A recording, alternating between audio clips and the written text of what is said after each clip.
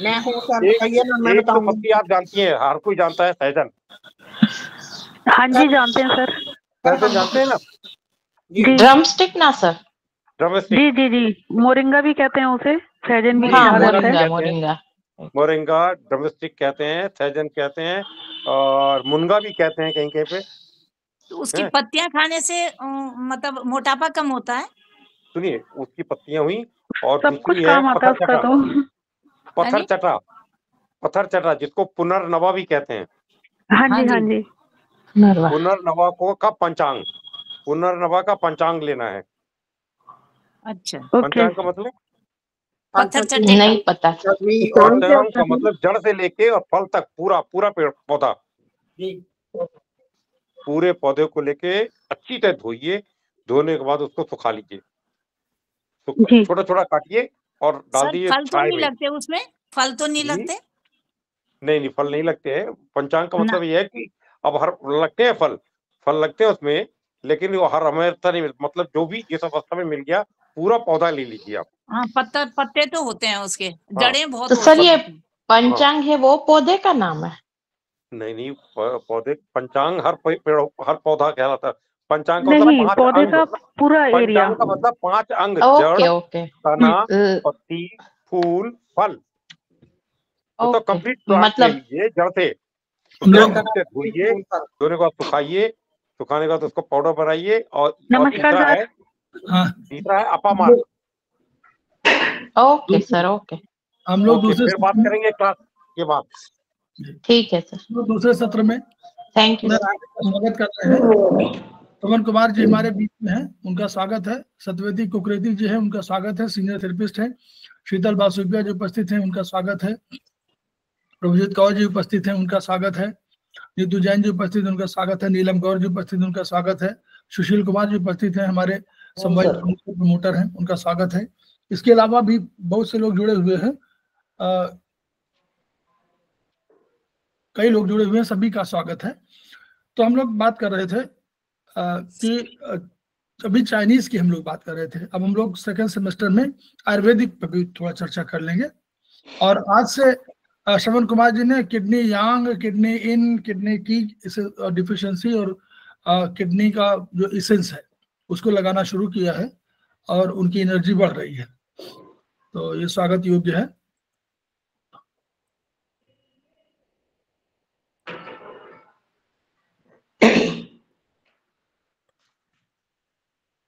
हम लोग बात कर रहे थे, पिछली बार हम लोग चैप्टर में थे, द्रव्य पर चल रहे थे। तो हम लोग जानना चाह रहे हैं कि भाई द्रव्य जो है इनका क्या, तो उनके जब हम लोग द्रव्य को पढ़ेंगे। और सर ये कौन सी आयुर्वेदिक की बुक है? चरक वन। ओके।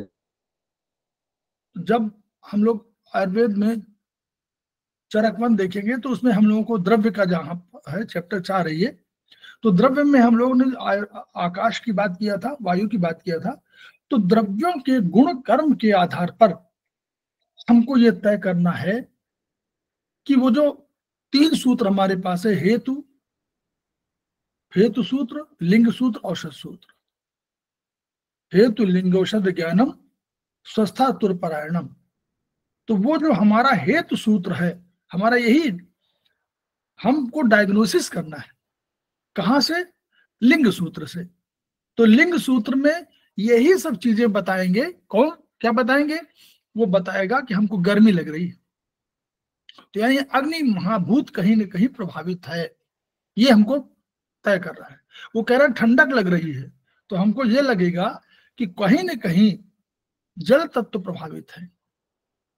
तो ये सब सिम्टम आयुर्वेद के हिसाब से हो गया। तो हमको द्रव्य के गुण कर्म और सामान्य विशेष, द्रव्य पहला द्रव्य, दूसरा गुण, दूसरा कर्म, और 3 हो गया, चौथा हमारा सामान्य और विशेष, और 5वां हमारा समवाय। ये हमको ध्यान रखना है कि समवाय माने अधिकरण। समवाय माने ऐसा अधिकरण के रूप में, ऐसे रिलेशनशिप में बंधे हुए किसी अधिकरण में, किसी घर में, कि वो अलग नहीं हो सकते। तो कोई अग्नि महाभूत का होगा तो देखिए गुण देखिए, उष्ण, तीक्ष्ण, सूक्ष्म, लघु, रुक्ष, विशद, रूप, गुण, बहुलान्यान, यानी ये अग्नि के है। तानि दाह पाक प्रभा प्रकाश वर्ण कराणी, ये उसके कर्म है। क्या कर्म वो गुण है? उष्ण, तीक्ष्ण, सूक्ष्म, लघु, रुक्ष, विशद और रूप गुण। और उनके क्या है? आग्नेय द्रव्य है, और इनके सेवन से क्या होगा? दाह, जलन, पाक, रूपांतरण, प्रभा, कांति, प्रकाश और शरीर का वर्ण स्वच्छ होता है। यानी आपके चेहरे का जो भी सौंदर्य है वह, या शरीर का कोई भी सौंदर्य है, वह सौंदर्य का कारण जो है अग्नि है। ठीक, अब हम लोग चलते हैं। परिवर्तन, इनका परिवर्तन प्रकृति का नियम है। तो कोई भी चीज है परिवर्तित, आज हो रही है, कल हो रही है। तो आप देखें रूपांतरण, यानी एक रूप से दूसरे रूप में रूपांतरण होता जा रहा है। इसी को उन्होंने अपने को कहा कि जीवंतता यही है कि जब तक परिवर्तन होगा तभी तक जीवंत है। क्षणे क्षणे जन नवता मुपाइती तदैव रूपम रमणीयताया, है ना। ये महाकवि उन्होंने लिखा हुआ है, लेकिन महाकवि माघ का है। ये महाकवि माघ का है, कालिदास नहीं है, महाकवि माघ का है, और शिशुपाल वध में उन्होंने कहा है। तो ये उसका है। उन्होंने कहा कि नवीनता, जब तक नवीनता नहीं होगी, वही जिसमें नवीनता होगी, निरंतर परिवर्तनशीलता होगी, वही सुंदर है। किसी भी आप में देखिए, परिवर्तन अगर नहीं होगा तो आपको कुछ दिनों बाद वो असुंदर लगने लगेगा। तो यही चीज है। तो इसको ही अग्नि के प्रभाव से ही ये रूपांतरण होता है। इसलिए अग्नि का बहुत महत्व है इस संदर्भ में। ये अग्नि है, अभी देखिएगा, आगे गुण देखिएगा क्या होता है। अग्नि पका देती है, यानी उसमें जो अशुद्ध होता है उनको नष्ट कर देती है और शुद्धता की तरफ ले जाती है। तो अग्नि महाभूत है आयुर्वेद के अनुसार, जिसका भूत रूप है। हम लोग बोलते हैं ना शब्द स्पर्श रूप, तो रूप इसका है। और इसको लिए हम इनके वैशेषिक और इनके सामान्य गुणों की हम लोग चर्चा करेंगे, तो हम लोग समझ जाएंगे कि इसको हम कहाँ समझ सकते हैं कि कहाँ बीमारी में। चाइनीज में भी है, वहां भी अग्नि है, यहाँ भी अग्नि है, लेकिन वहां पर उसकी ऊष्मा है। हम लोगों ने कहा था ना उसकी ऊर्जा ऊष्मा के रूप में है। हम लोगों ने यहाँ कहा रूप है। रूप को हम लोग जानते हैं, दूसरे संदर्भों में देखेंगे। अब वैशेषिक गुण क्या होंगे? उष्ण, गर्म, तीक्ष्ण माने तेज, सूक्ष्म माने छोटा, लघु माने हल्का। कोई भी जो रुक्ष, जिसमें ये आयुर्वेद के हैं, इनका मतलब ये हुआ कि ये जो द्रव्य होते थे, उन द्रव्यों में ये गुण है कि वो आपको हल्कापन ला देंगे। अगर आप उनका प्रयोग करेंगे तो हल्कापन लाएंगे, स्पष्टता लाएंगे, विशदता लाएंगे। तो ये उनका है। और काम क्या होगा? जला देंगे, मतलब आपको जलन पैदा करेंगे, पचा देंगे, रूपांतरण कर देंगे, प्रभा, चेहरे पर चमक ला देंगे। तो उसी को उन्होंने, जो उसके विशेष वैशेषिक गुण है, उनको उष्ण। तो भौतिक स्तर पर क्या है, आपके शरीर का जो टेम्परेचर है वो इसी अग्नि की वजह से होता है। यही अग्नि है जो बैलेंस करती है, क्योंकि आपके शरीर में जल भी है, अग्नि भी है, यही बैलेंस करती है। तापमान आपका 98.4 डिग्री फ़ारेनहाइट जो रहता है, उसी की वजह से है। अब पर हम लोग कह रहे हैं पराभौतिक भी है। तो पराभौतिक में क्या है कि यानी हमारे संबंध में गर्मजोशी हो, उष्ण हो हमारे संबंध। अगर ठंडे हो तो आप कहेंगे कि उसके वो बहुत ठंडा आदमी है, आप उसके पास मत जाओ, बहुत बहुत ठंडा आदमी है वो, यानी आपका आदर सत्कार नहीं कर रहा, गर्मजोशी से नहीं मिलता। तीक्ष्ण भौतिक रूप में क्या है कि जो हमारे एंजाइम्स हैं, हार्मोन्स है, इनका जो कैरेक्टर है, जो इनके गुण हैं, वो क्या है? ये तीक्ष्ण वाले हैं, बहुत तीक्ष्ण गुण वाले हैं। तो ये प्रभाव जल्दी करते हैं, तेज प्रभाव करते हैं। और पराभौतिक स्तर पे क्या है?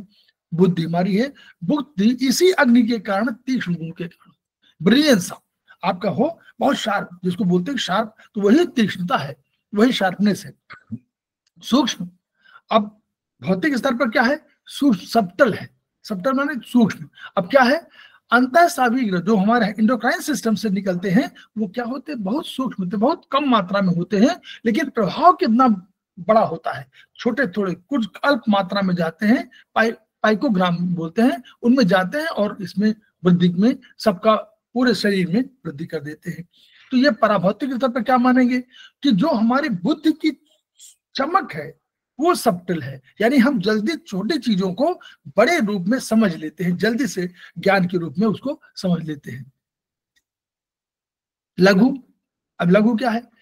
तो अब देखिए सब भौतिक स्तर पर एंजाइम वगैरह क्या है, बहुत ये आग्नेय द्रव्य हैं जिनका स्वरूप बहुत है, स्वरूप में बहुत कम अल्प मात्रा में, तो वो लघु रूप में कह दिया गया है। और दोनों में अगर भौतिक रूप में भी कहें और पराभौतिक रूप में कहें तो इसका जो अग्नि का गुण है वो लाघवकारी है। लाघवकारी माने लघुता करता है, मतलब आपको छोटा मतलब पतला दुबला बनाता है, लाघवकारी है। तो किसी, अब पराभौतिक में क्या है, अगर आपको बौद्धिक स्तर पर किसी चीज को हुआ और आप छोटी चीज को तर्कसंगत, मतलब आप प्रेसी राइटिंग कर दें, आप किसी विषय को समझ जाएं और उसको अल्प समय में या अल्प शब्दों में आप उसको बोल दें, तो यही आपकी बुद्धि की तीव्रता लघुता है, यही आपका पराभौतिक स्तर पर आपकी लघुता है कि आप इसको स्पष्ट कर दे रहे हैं। अब भौतिक रूप में देखिए, मेद को नष्ट करके जो अग्नि जहां करते हैं तो जला देते हैं ना, तो जलाने का काम जो करते हैं तो लाघव बना देते हैं। जैसे नमकीन और खट्टी चीजें ये वाली है, अग्नि वाली है, तो ये मेद को गला देती है। ठीक। रुक्ष भौतिक स्तर पर क्या है, भौतिक स्तर पर आग्नेय द्रव्य क्या है, ये रुक्ष मतलब रूखापन करते हैं, शरीर में आपकी त्वचा में रूखापन आ जाएगा। लेकिन पराभौतिक स्तर पर क्या होता है कि ये रूखापन जो है क्या होता है, कहते हैं कि बहुत रूखा आदमी है, यानी बहुत स्पष्ट बोल देता है कि मैं आपकी सहायता नहीं कर पाऊंगा।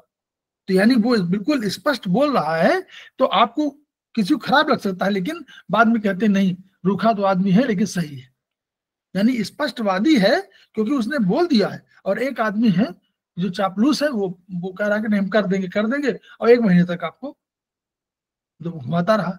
तो फिर विशद माने, विशद के बहुत बड़े अर्थ है। विशद का भी है कि दो बहुत स्पष्टता भी हो, क्लैरिटी भी हो, साफ भी हो, स्वच्छ हो, पारदर्शी हो, ये सब विशद के गुण हैं। कई गुण हैं, तो उनमें ये गुण है कि ये स्पष्ट, सपाट और पराभौतिक स्तर पर बहुत सपाट बोलने वाले, बिल्कुल लो चप्पो जैसे बोलते हैं वो नहीं, बिल्कुल सामने बोल दिया कि भाई हम ये नहीं कर सकते हैं, तो ये विशद गुण है। और यहाँ पर क्या है, विष जाति जो हमारे जो टॉक्सिन है इनको जला करके इनको साफ कर देते हैं, मतलब जो चीज इनका टॉक्सिन का एलिमेंट है उसको खत्म कर दिया और जो शुद्ध रहा उसको बचा लिया। सामान्य गुण, हम लोग सामान्य गुण पढ़े हुए परापर वगैरह, तो ये क्या अग्नि में ही गुण है, तो उनका जिस पर अपर दूर और पास अग्नि के का है, अग्नि का एक कैरेक्टर और है क्या, वो प्रेम के, मतलब वो प्रेम नहीं, वो चाहत के रूप में, वो बहुत लॉन्गिंग जिसको बोलते हैं वो स्वरूप में प्रकट होता है। और इस आधार पर हम कभी किसी के बहुत पास में आते हैं, किसी से दूर हो जाते हैं। कोई व्यक्ति चाहे वो नारी हो चाहे पुरुष, हमको अच्छा लगता है, हमारा मित्र बन जाता है, हमारे पास आ जाता है, और कोई जो है आप देखते हैं कि दूर हो जाता है। अगर ये गुण हम उसमें समझे, मॉडर्न साइंस में समझे, तो ये गुण है हमारा प्रोटीन का, ये प्रोटीन की वजह से ये आपका होता है। लेकिन यहाँ अग्नि के गुण के कारण उन्होंने कहा कि ये किसी के पास आते हैं, और जहां कहीं आप भाई पास हो, भाई आप बहुत जरूर कोई व्यक्ति जो है वो इसी अग्नि तत्व के कारण आपके पास है, किसी के दूर है। अब वहां उन्होंने फिजिकली बताया कि हमारे शरीर में क्या है, पाचन तत्व क्या करता है, रस रक्त से शरीर का निर्माण करता है, और उत्सर्ज जो रस रक्त है उसको ले लेता है, यानी पास ले लेता है, तो इसको हम लोग अपर बोलेंगे। और पर माने दूर, तो जो उत्सर्ग है, जो बाद में वेस्ट मटेरियल उसको बाहर कर देता है, तो ये हो गया। दूसरा संयोग, विभाग और पृथकत्व। अब देखिए जो हम मेटाबॉलिज्म बोलते हैं, ये क्या है, कैटाबॉलिज्म और एनाबॉलिज्म का कंबाइंड ग्रुप है। तो इसमें क्या है, संयोग है, वियोग है, पृथकत्व, सभी तो है।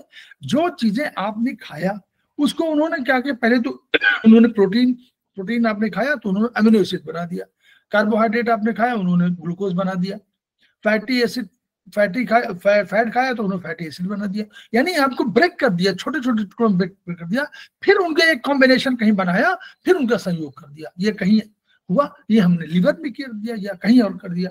तो ये लीवर ने जो कहीं वो सब विभाग, पहले विभाग किया, पहले ब्रेक किया, पृथकत्व किया, कुछ को बाहर निकाल दिया, कुछ को विभाग कर दिया, और फिर अंत में फिर संयोग कर लिया। तो ये कैरेक्टर जो है अग्नि की वजह से हो रहा है, मेटाबॉलिज्म।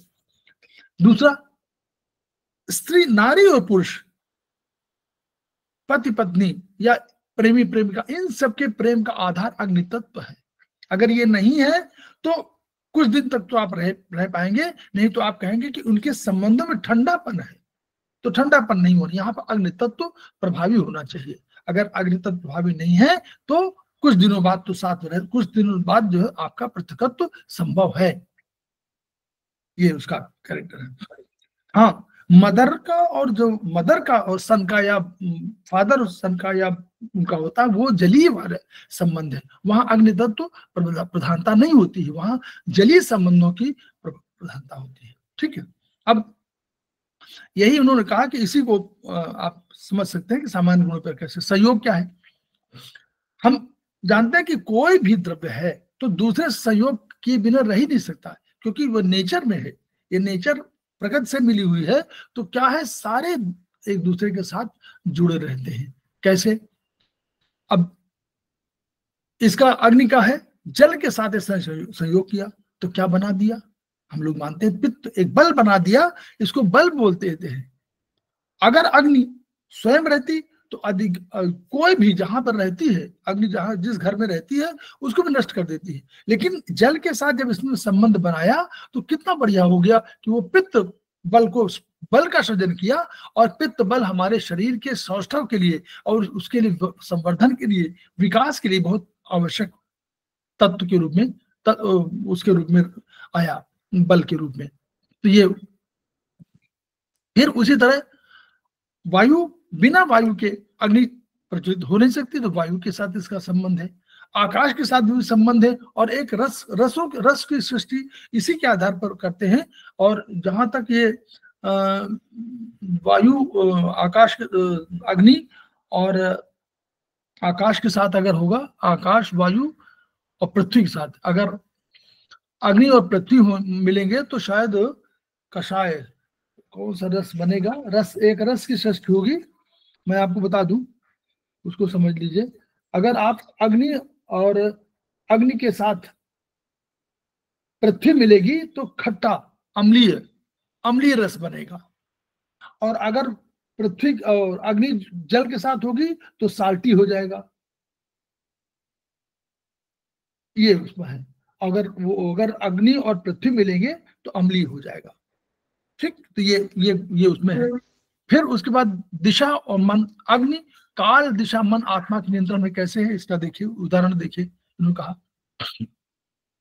अग्नि, और अगर आपके जो अग्नि की प्रबल ना हो तो आपको भूख नहीं लगेगी, आपको प्यास नहीं लगेगी, क्योंकि उसका नियंत्रण इसी में है। वो काल के संयोग करती है और वो एक टाइम पर आपको भूख पैदा करती है। तो ये अग्नि तत्व ही है जिसकी वजह से वो डिमांड करती है कि हमको चाहिए। अगर अग्नि और काल का ठीक से संयोग होता है तो आपको नींद आती है, अगर ठीक से न हो तो शायद आप सो ही नहीं पाए। तो ये निद्रा के लिए भी काल और अग्नि का संयोग है। उसी तरह अग्नि का संयोग होने पर प्रोडक्टिविटी, अगर अग्नि ब्रेन में आपके पास खूब है, मन में है, मस्तिष्क में, हम लोग मन मानते, मन और आत्मा, तो मन ही तो मस्तिष्क। तो अगर अग्नि अग्नि में और मन का संयोग होगा तो आप अधिक प्रोडक्टिव, अधिक क्रिएटिव हो जाएंगे। तो ये सृजन जो कर रहे हैं वो आपका विचार आए, नए नए विचार आएंगे, अच्छे अच्छे विचार आएंगे, आप कुछ भी कर सकते हैं, जो भी विकास के लिए कुछ भी कर सकते हैं। तो बुद्धि का विकास, ज्ञान की वृद्धि, ये सब उसके तत्व के रूप में आएंगे। ज्ञान प्राप्त होगा तो भ्रम नष्ट होता है, ये माना जाता है। तो सब जो है अग्नि, सब आत्मा के, हम मानते हैं कि आत्मा मन के माध्यम से सारे काम कराता है इंद्रियों से। तो ये अगर इसमें अग्नि तत्व सब में साथ है तो वो अपने काम को ठीक से करता है, ये उसका है। ये चैतन्यता के लिए अग्नि का अभ्यास, संस्कार, जो भी अग्नि क्या तत्व है, एक अग्नि के साथ काल के साथ उसने समय किया। तो अगर धीरे धीरे जब वो देखता है तो भूख प्यास आपका एक समय पे लगने लगती है, सारे काम आप एक समय में कर लेते हैं। और यह उतने तरफ शरीर में क्या हो रहा है, सारे ऊतक उसी तरह मेटाबॉलिज्म कैटाबॉलिज्म होता रहता है, और अंत में आपको एक समय यह आता है जिसे आप कहें कि आपको लगेगा कि 8 बज गया, 9 बज गया, मुझे भूख लगी। तो ये जो मुझे प्यास लगी है, ये जो कंसेप्ट है वो अग्नि तत्व के साथ और काल के तत्व के साथ है। और संयोग के कारण है। ठीक, तो अब पाचन और संस्कार क्या है, तो संस्कार और अभ्यास क्या है, तो यहाँ अभ्यास को कहा गया कि अगर बहुत लगातार अभ्यास आप करेंगे तो वो संस्कार के रूप में कन्वर्ट हो जाएगा। थोड़ा सा अंतर है इसमें, थोड़ा सा ये समझ लीजिए। कोई अभ्यास निश्चित रूप से संस्कार में बदलेगा, आपकी वो कर्म में शामिल हो जाएगा, आपके कर्म शक्ति में शामिल हो जाएगा, कर्म के ज्ञान के रूप में शामिल हो जाएगा, सब समझ में आता है। लेकिन संस्कार माने केवल इतना ही सीमित नहीं है। संस्कार में यह कि जब इस अभ्यास के माध्यम से आप कोई और गुणाग्रज होते जाते हैं, गुणों और अन्य गुणों को अपने व्यक्तित्व में समाहित करते जाते हैं, तो वो संस्कार के रूप में आता है। केवल इतना नहीं है कि आपने उसको अभ्यास किया और संस्कार में कन्वर्ट हो गया। संस्कार में क्या होता है, जैसे आप मान लीजिए बहुत अधिक समय के पाबंद है, या आप लगातार आप पढ़ते हैं, विद्या अध्ययन कर रहे हैं, समय कर रहे हैं, तो आपके एक अंदर एक और परिवर्तन होता जाता है, वह है ज्ञान का प्रकाश। तो ज्ञान का प्रकाश क्या करता है, वह आपके अंदर उस तत्व की सृष्टि करता है जिसमें और गुण शामिल होते हैं। तब आप बहुत व्यावहारिक ही नहीं बल्कि आप दूसरे के लिए दयावान हो जाएंगे, आप उसके प्रति बड़े उदार हो जाएंगे। तो ये जो एलिमेंट आपको पहले आप उदार हो सकता ना रहे हो, लेकिन इस अभ्यास के माध्यम से आप उदार हो गए। तो ये जो आपका गुण आया, ये एडिशन आया, ये एडिशन गुण आया, इसने आपको संस्कारी बना दिया। इसको संस्कार हम लोग बोलेंगे। आयुर्वेद ऐसे कहता है। युक्ति, अब युक्ति क्या है, तो युक्ति को जी थोड़ा नेगेटिव पक्ष की बात करूंगा। जब ये संस्कार और ज्ञान की बात करते हैं, तो हम लोग जब भी चर्चा करते हैं तो केवल पॉजिटिव पक्ष ही क्यों करते हैं, इसके नेगेटिव पक्ष की चर्चा क्यों नहीं करते? यानी दयावान हो गए पर वहां पर वो व्यक्ति क्रूर भी हो सकता है, उसकी चर्चा कहीं कभी कोई नहीं करता, ऐसा क्यों? वो तो मन, देखिए वो तो मन का एक वैसे लाइन है कि बहुधा कुपथ भी तो रोगियों को भाता है। किसी रोगी को आप कह दीजिए कि ये खाना है, तो जैसे ही आप कहेंगे तो मन के पास दुविधा है ना, मन तुरंत शिफ्ट करता है दूसरी तरफ। तो अधिकांशतः रोगियों को कुपथ्य अच्छा लगता है, पथ्य वाला कहिए ये भोजन है, नहीं अच्छा लगेगा। तो ये जो आप हम संस्कार की बात क्यों करते हैं, क्योंकि गुणों का ही अभाव होता है, अवगुणों का अभाव होता ही नहीं। वो तो जितना चाहिए उतना ऐड कर लीजिए, नहीं ऐड हो जाते हैं, वो नहीं हो पाते, अपने आप नहीं हो पाते, नहीं हो पाते। मैं कुछ ऐबों को पकड़ना चाह रहा हूँ पर मैं नहीं पकड़ पा रहा हूँ पिछले 20 साल से। नहीं ऐसा मत कहिए। बहुत कुछ है फेल। नहीं, अवगुण तो देखिए, केवल आप अकेले तो रहते नहीं, आपके आसपास पहले घर है, फिर आपका परिवार है, परिवार के बाद एक पड़ोस है, पड़ोस के बाद एक समाज है। इन समाज में जो बुराइयां हैं ये अवगुण के रूप में है, वो आपके अंदर आने के लिए बाध्य है। इंद्रिय द्वार झरोखा नाना और तह तह सुर बैठे करिथाना, और आवत देखत विषय बयारी ते हट देहि कपाट उघारी। वो आपके जितने ये द्वार हैं, ये ज्ञान इंद्रिय द्वार हैं आपके, ये क्या है, यहाँ पर हम लोग महत्व कितना दिया है। इंद्रिय द्वार झरोखा नाना, तह तह उनको सुर कह दिया। लेकिन वो क्या है, अब वो क्या है जो आप देख रहे हैं, तो आप गलत चीज देख रहे हैं, तो वो जा तो रही है ज्ञानेंद्रियों में माध्यम से, आंखों के माध्यम से। कोई जो सुन रहे हैं, तो कोई गाली सुन रहे हैं, आप नहीं दे रहे हैं, गाली सुन रहे हैं ना, तो वो कान में जा रही कि नहीं जा रही? जी जी। जो आप कोई चीज गलत चीज होते हुए देख रहे हैं, क्रूरता देख रहे हैं, ये क्या आपको मनोभाव में जा नहीं रहा, मन में ये बता नहीं रही आंखें और कान और सब वो कि ये हो रहा है? आ गया, मैं समझ गया सर कि जो गुण हैं अंदर, जो संस्कार हैं, वो बुरे तत्वों को रोक देती हैं।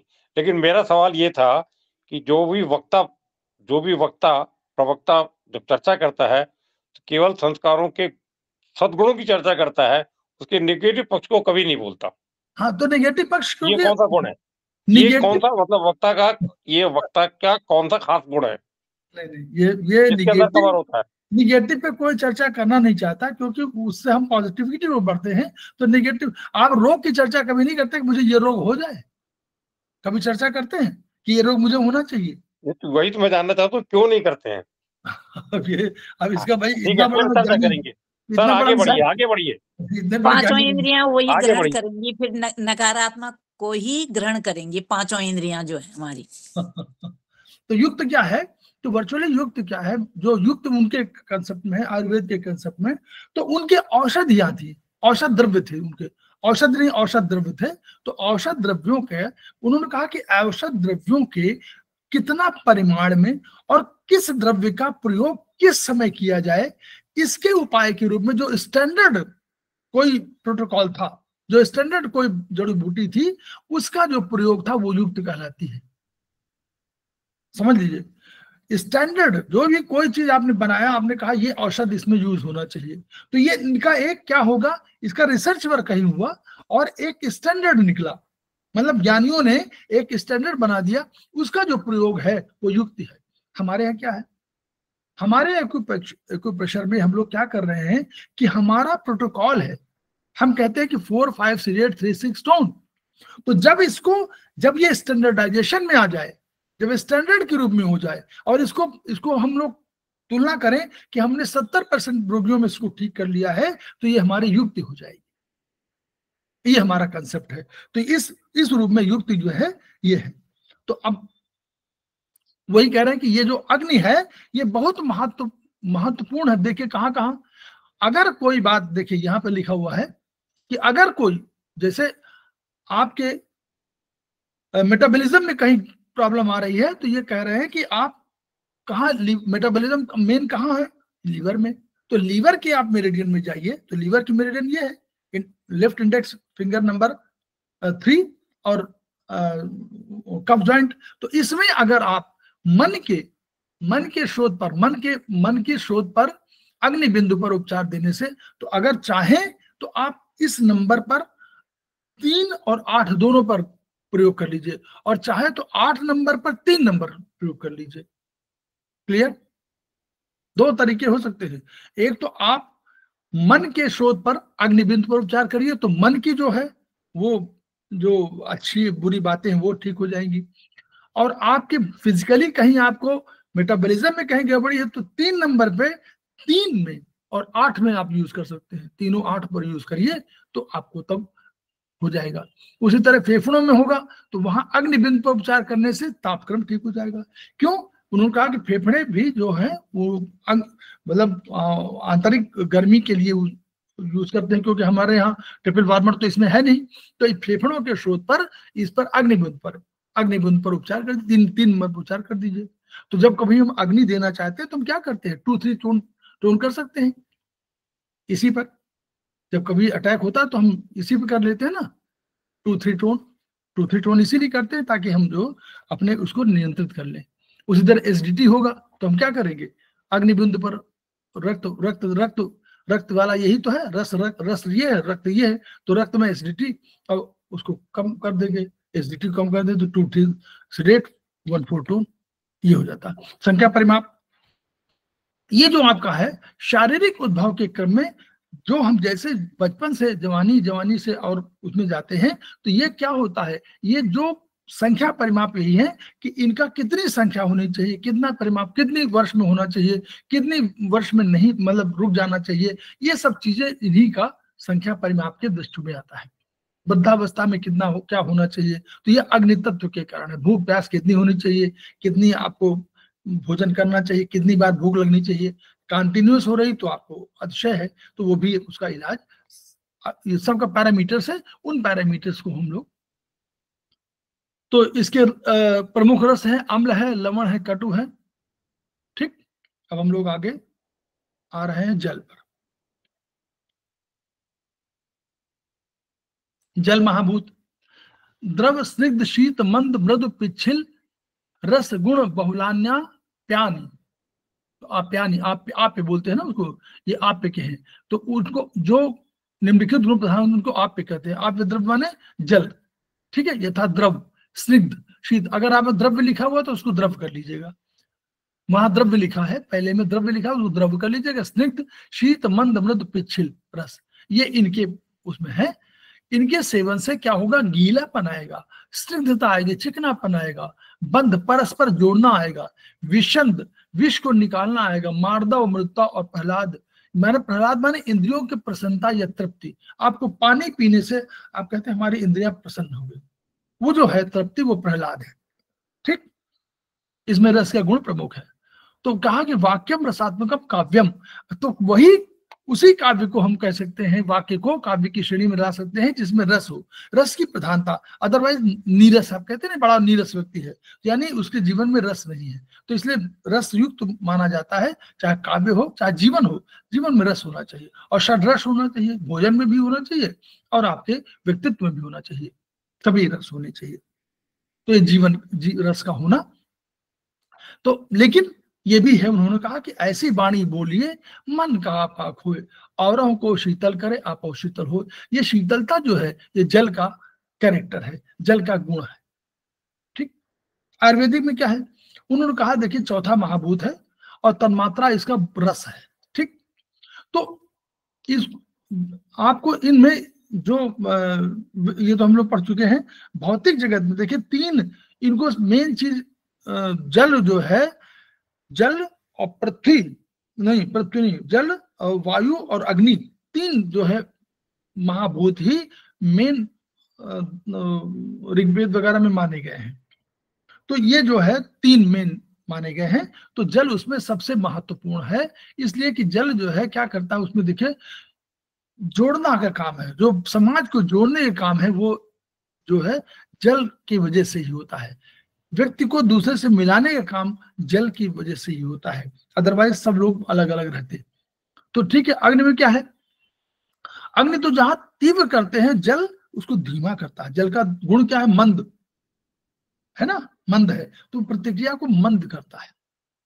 और भौतिक स्तर में क्या करेगा, जो आपके स्वभाव के रुक्ष है, आप कठोर है, बहुत कठोर है, वो सद्भावना और प्रेम में बदल देगा।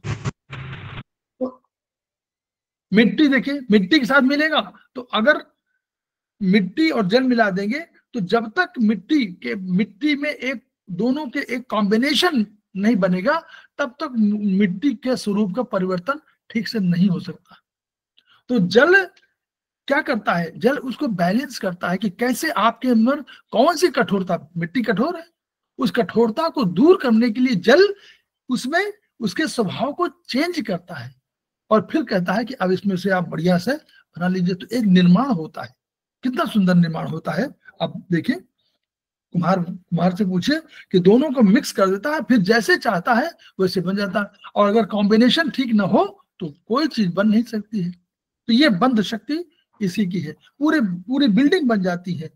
और उसमें क्या है, आप पानी मत डालिए और तब आप सीमेंट को जोड़ दीजिए, लोहा को जोड़ दीजिए, कुछ नहीं कर पाएंगे। लेकिन सीमेंट लोहा ये सब जुड़ता है कैसे, एक आपको उसमें आपको यूज करना पड़ता है जल। तो जल का ये कैरेक्टर है।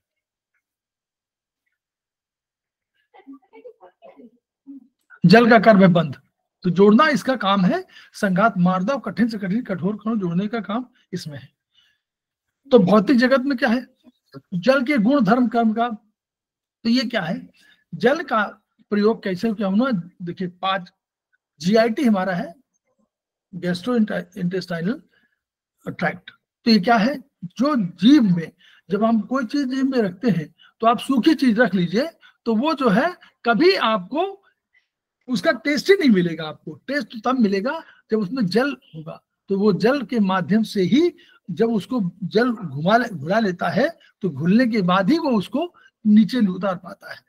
तो दिस इज कैरेक्टर ऑफ जल, ये जल का कैरेक्टर है।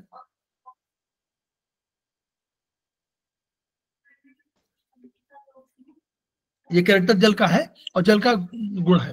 तो कठोर से कठोर द्रव्य को मृदु, स्निग्ध और गीला करके उसको आपके यूज के लिए यूजेबल, प्रयोज्य बना देता है। पराभौतिक स्तर में देखिए क्या है, दया, प्रेम, वात्सल्य, स्नेह, मैत्री भाव, ये है।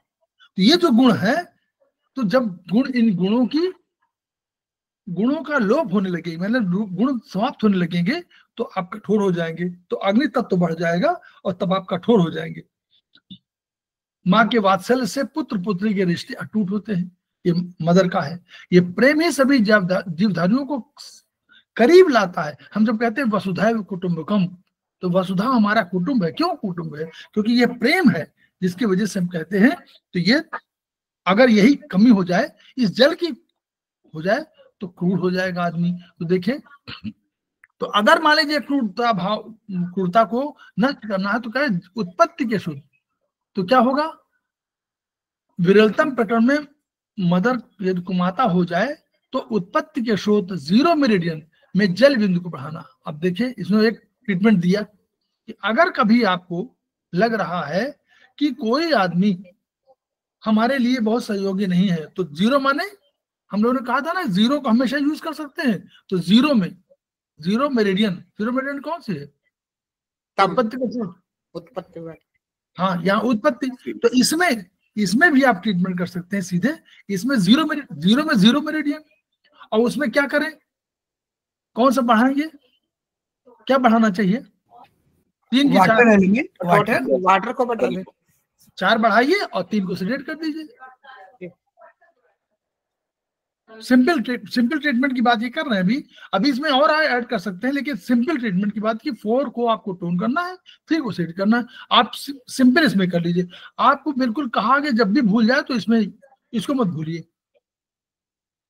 अब देखिए, अब ये लिखा है, देखिए, कोई अग्नि के अंतःकलन ने मन तोड़ दिए हूं तो मन की उंगली, अगर मन आपके टूट गए हों तो मन की उंगली में, मन की उंगली कौन सी है? फिंगर नंबर 8 हॉरिजॉन्टल या 8 वर्टिकल, कुछ भी कर दीजिए। 8 हॉरिजॉन्टल भी कर सकते हैं, 1 वर्टिकल भी कर सकते हैं। और उसमें क्या करते हैं? जल के बिंदु को बढ़ा दीजिए और अग्नि को कम कर दीजिए।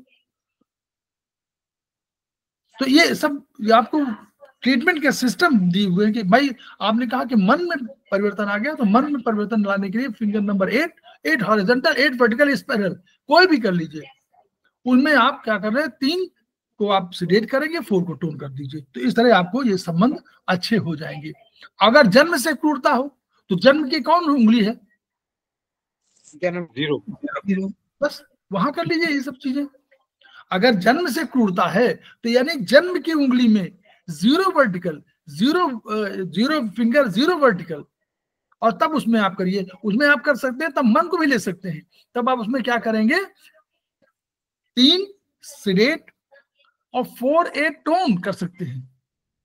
उसके मन को ही परिवर्तित करना है। तो 3 के साथ जो भी करना करिए, लेकिन उधर 4 के साथ 8 जोड़ दीजिए, मन को भी इसमें शामिल कर लीजिए। ये प्रोटोकॉल बनाने के तरीके हैं। अब वो उन्होंने उसका बताया कि कैसे हमारा आता है कि कोई आमाशय है, ड्यूडेनम है, ये सब स्टमक है, ड्यूडेनम, ये सब आता है।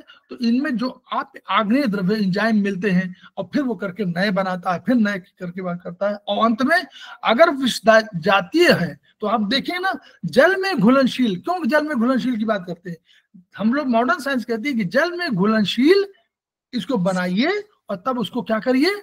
आगे ट्रांसफर कर दीजिए। कैसे? किडनी के माध्यम से। यही तो कहता है मॉडर्न साइंस।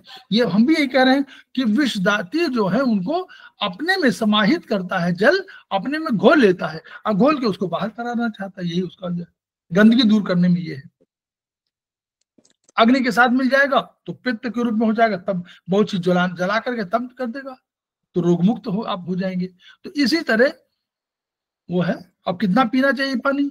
उन्होंने कहा प्रतिदिन 3 लीटर जल। यानी 3 लीटर जल नहीं है, जल है जो भी तरल है वो। आप कोई भी तरल लेते हैं, दूध भी शामिल है उसमें आप कोई भी तरल, जो भी जूस लेते हो तो जूस भी शामिल है, मट्ठा लेते हो मट्ठा शामिल है। इन सब को मिलाकर आपको 3 लीटर तरल होना चाहिए।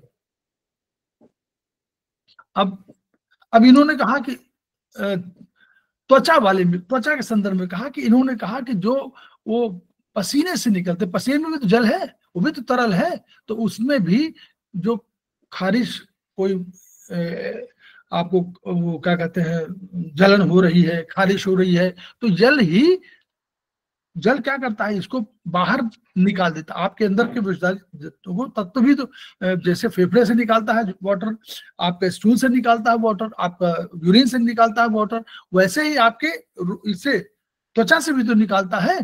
तो ये सब जगह से निकलता है। जहां जहां आपके कोई भी सिक्रेशन हो रहे हैं जो जली है, वो सब इसी के टॉक्सिन को निकालने का साधन है थ्रू जल। ये उसमें है, उनमें सब चीजें बता दी गई हैं कि कोई भी पिछल द्रव हो, जो भी चीज आप कहीं निकल रहा है, वो जल के माध्यम से निकालने का प्रयास शरीर करता है। जल संस्कार का संबंध, अब यही उन्होंने कहा कि भाई कितना जल मिलाए किस मिट्टी में कि वो जो मृद हो जाए, यानी उसको जो कठोरता है वो मृदता में बदल जाए। ये कितना हमको, ये संख्या परिमाप इन सब का असर इसमें होता है कि कितना आप मिला दें। क्योंकि आप आटा बनाइए, आटा पानी में डाल दीजिए, कहीं पानी गीला हो जाएगा तो उससे फिर आपका बन नहीं पाएगा। तो वही उन्होंने कहा कि ये वात पित्त कफ में से 2, पित्त और कफ के निर्माण में जल का योगदान है। जल से 5वां मिला दीजिए तो आप बन जाएगा कफ, और जल में आप 3रा मिला दीजिए तो बन जाएगा पित्त। तो ये वही है कि दोनों जल में कितना महत्वपूर्ण, दोनों में शामिल है। उधर भी शामिल है, कठोरता के साथ भी शामिल है, और अग्नि है उसके साथ भी शामिल है। तो ये जल की वही महत्ता बताई गई है। मनुष्य में जीवन में जल प्रेम का प्रतीक है। अग्नि जिस अधिकरण में वास करती है उसको नष्ट करती है, तो जल उसको क्या करता है, जल दोनों मिला देता है, और मिलाने के बाद उसको, तो वही कह रहे हैं कि यजुर्वेद में जीवन प्रकाश व प्रेम triple L, life light and love के रूप में इसको माना गया है। जल काल का क्या है, अगर काल जो है जल के साथ मिलता है तो देखिए क्या है, काल की स्थूल इकाई क्या है, हम देखें वही वर्षा है, गर्मी है, सर्दी है, उसी के वो है। तो अब जिसमें आप वर्षा ऋतु होती है तो वो देखिए काल के साथ संबंध होगा किसका, वर्षा का, जल का।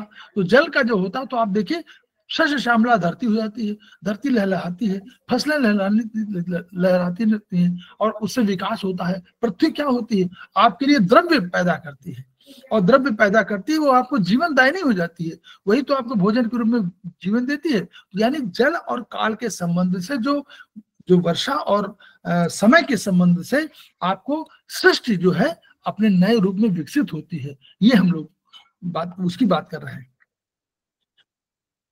यदि काल का व्यतिक्रम है तो क्या हो, बच्चे निद्रामग्न होने के कारण बिस्तर पेशाब करते हैं।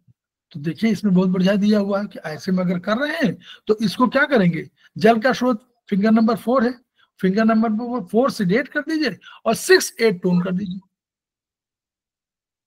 6 भी टोन कर सकते हैं या 6, 8 टोन कर दीजिए।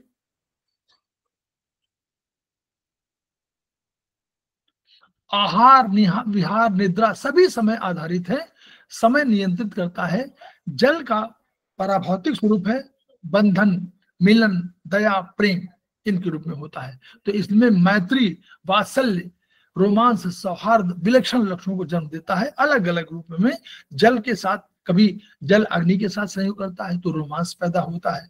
फिर जब मर्तत्व काल है तो वो मामे पुत्र के लिए वात्सल्य की उत्पत्ति करता है। जल का अलग अलग भूमिका है अलग अलग समय में। तो यह काल के साथ संयोग करता है, काल और व्यक्ति के साथ, व्यक्तियों के संबंधों के साथ ये अलग अलग।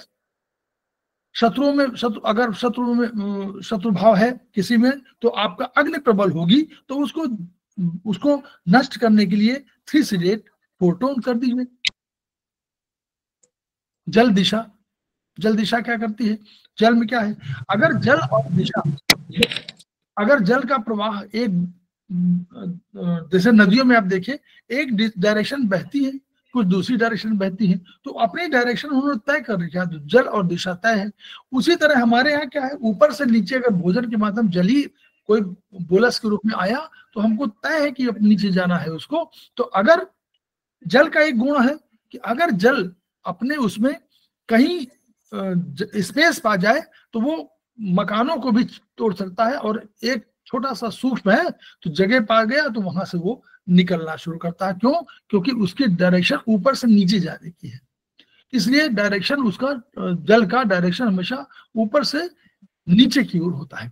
अब इसी को उन्होंने कहा कि अगर ये जो हमारा शरीर में क्या है, अगर हमारा लिम्फेटिक सिस्टम हम नीचे से ऊपर आ रहा है और दिशा इसकी गड़बड़ा जाए तो क्या होगा, हमारे पैरों में क्या होगा, वेरिकोज वेन्स हो जाएंगे।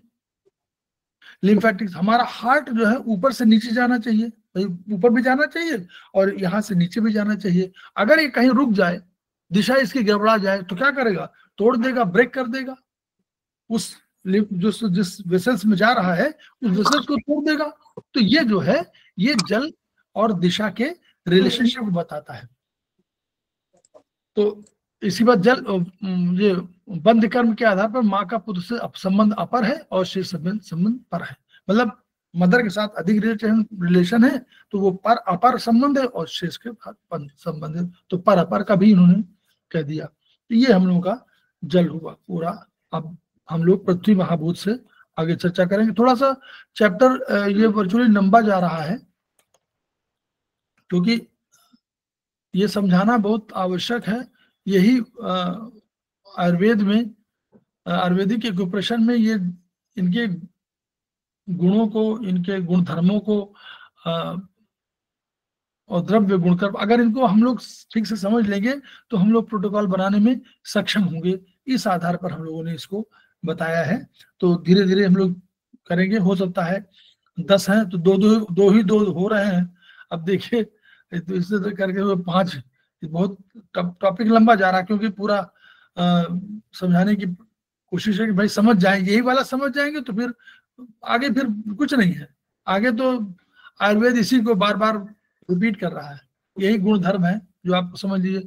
द्रव्य गुण कर्म जितना आपको याद होंगे, जितना उसको सोच सकेंगे कि ये कौन सा है, किस द्रव्य का प्रॉब्लम है, उस द्रव्य को आप सोच लेंगे। 6, 7, 8, 9 वो भी सोचना है और 1, 2, 3, 4, 5 वो भी सोचना है। तो हम लोग जो है इस वीडियो को शेयर करेंगे। आगे हम लोग इसको खुद इस पर विचार भी करेंगे। देखिए इस पर विचार कम आते हैं। मैं देखता हूं कि ग्रुप में हम लोग तो विभागों चर्चा करते हैं और कभी इस पर चर्चा नहीं करते कि इनके गुण धर्मों के आधार पर हम लोग कैसे तय करें। ये आना चाहिए क्योंकि अब तो सेकंड सेमेस्टर के बाद जो ग्रुप बने हुए हैं उनमें ये सब आना चाहिए। हम लोग प्रोटोकॉल एक पुराना उसको फीड कर देते हैं कि ये प्रोटोकॉल है, यूज कर लीजिए। अच्छा, प्रोटोकॉल हम लोग लिखते हैं, सुन लीजिए और भी समझिए। प्रोटोकॉल जब हम लिखते हैं कोई बताता है कि और लोग बंद कर लें, शीतल मैडम बंद कर लीजिए। जब हम लोग बताते हैं तो एक और मैं चाह रहा हूं कि जब आप लिखते हैं, मान लीजिए आप कहा कि आप ये काम करिए तो आप एक प्रोटोकॉल तुरंत लिख देते हैं। तो प्रोटोकॉल का हम लोग समझने की दृष्टि से, क्योंकि हमको दूसरे को कैसे मालूम, तो हम लोग चाहते ये हैं कि उसमें आप आधार जरूर लिख दीजिए। ट्रिटाइस 6 लिख दीजिए, ट्रिटाइस 6 पेज नंबर ये लिख दीजिए। आपको नहीं मालूम है तो ट्रिटाइस 6 लिखिए, पेज नंबर मत लिखिए। अगर आपको मालूम है, क्योंकि एक चाइनीज में भी एक प्रोटोकॉल, एक रोग 4-4, 5-5 प्रोटोकॉल से दूर कर सकते हैं उससे। तो आपने मान लीजिए लिखा और आपने कोई प्रोटोकॉल लिख दिया, तो प्रोटोकॉल तो दूसरा वाला तो वो तो मान रहा है, दूसरा था ना कि ये सही है, इसको हम युक्ति बोलेंगे ना। युक्ति माने स्टैंडर्ड, तो युक्ति आप मान लेंगे, लेकिन इसका आधार उसको नहीं पता है कि ट्रिटाइस 4 में है कि 3 में है कि 2 में है। दूसरा जो समझ रहा है उसने मान लीजिए नहीं उसको आइडिया, तो वो भी नहीं समझ पाएगा कि ट्रिटाइस 6 के कहाँ है प्रोटोकॉल। तो प्रोटोकॉल को हम लोग आगे और अपने को परिमार्जित करें, परिष्कृत करें कि हम लोग प्रोटोकॉल जरूर लिख दें। प्रोटोकॉल लिखे, ठीक है, बढ़िया। अगर आपको मालूम है तो आप लिख दीजिए। जैसे आयुर्वेद में लिखना हो तो आप बता दीजिए कि हमने चरक से 1 से लिखा, हमने चरक 3 में लिखा हुआ है, हमने आत्रेय से लिखा हुआ है, हमने धर्मांतरी से लिखा हुआ है। जो 4-5 सीट वाले जितने होंगे वो धर्मांतरी के होंगे, वहाँ क्लैरिटी है। जो आपके आत्रेय वाले होंगे उसमें आपको मेगा मेरिडियन वाले होंगे। जहां पर आपको स्पाइनल वाले होंगे वो भी हम समझ रहे हैं कि वो चरक 3 के होंगे। तो ऐसे हम लोग प्रोटोकॉल को, उसी तरह आयुर्वेद चाइनीज में आपके टेट्राइड 6 के भी उसमें प्रोटोकॉल है, वो भी आप लिख देते हैं, तो आपको प्रोटोकॉल, वो प्रोटोकॉल हो सकता है कुछ कुछ प्रोटोकॉल टेट्राइड 7 से भिन्न है पर्टिकुलर बीमारी के संदर्भ में। यहाँ जनरल बीमारी के उसमें लिख दिया कि मान लीजिए आपका कोई डिफिशियंसी किसी का है, वहां उन्होंने स्पेसिफिक प्रोटोकॉल 5 का लिखा हुआ है, तो आप कोशिश करिए कि वो भी लिख दें, उससे आपका ज्ञान बढ़ेगा और जो सीख रहा है, जो दूसरा तो यूज कर रहा है ना, वो तो आपको आप जो आपने लिखा उसको मान लिया, तो उसको आधार मिल जाएगा कि ये इस जगह प्रोटोकॉल लिखा हुआ है ना, ताकि ये हम लोग के लिए उचित होगा और तभी खेमका सर का सपना पूरा होगा। सपना क्या है हम लोग जानते हैं, each one reach one, each one treat one, each one teach one. इन्हीं शब्दों के साथ हम लोग बात करेंगे। Thank you sir. प्रणाम सर। नमस्ते सर। थैंक यू, बहुत बहुत धन्यवाद।